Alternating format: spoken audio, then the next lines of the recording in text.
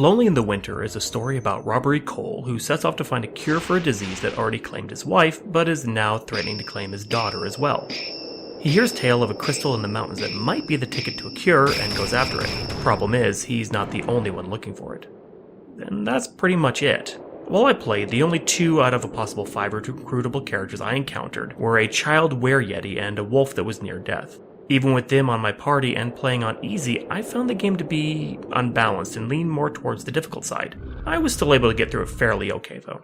The puzzles in the game were decent except for 2 hidden ones, which had very little in the way of clues for their solutions.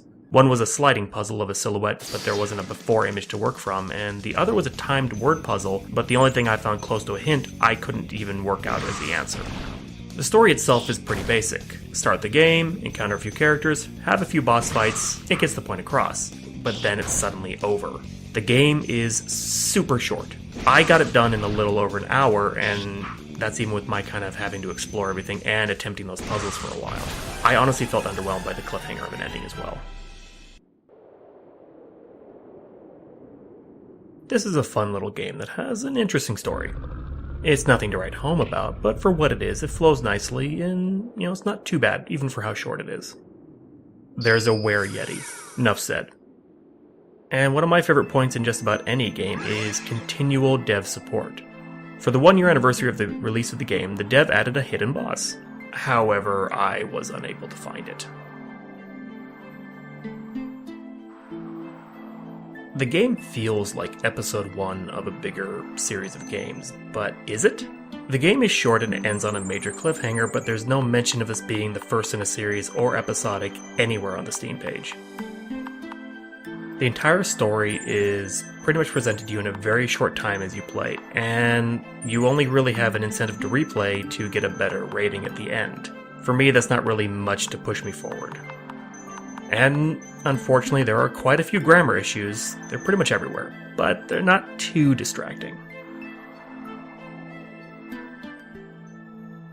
When I played the game, I found 2 optional puzzles. However, the clues for those puzzles were pretty non-existent, to be honest. One was a sliding puzzle, which I already am kind of biased against, and it was just a silhouette of an image. There was no actual before image to work off of, so I had no idea what I was trying to make. The other puzzle was kind of a word puzzle, but it was also timed. The clues I found that I thought were the answer didn't work. So after about 10 or 15 minutes on these, I just gave up. And also the most damning thing about the game is it is incredibly short. I'm talking it took me 1 hour and 16 minutes to beat through the game, and I still got an A rating. So, are we doomed to be forever alone this winter? Lonely in the Winter doesn't bring much to the table, with a basic story, short gameplay, and some balance issues. However, I'll still recommend it, but on sale only. Even though the price currently is just $3.39 Canadian, you can beat it in an hour and have little motivation to play it again. But if you can get it like I did for a good sale, pick it up. The dev seems attentive and has added new content for free for the game's anniversary.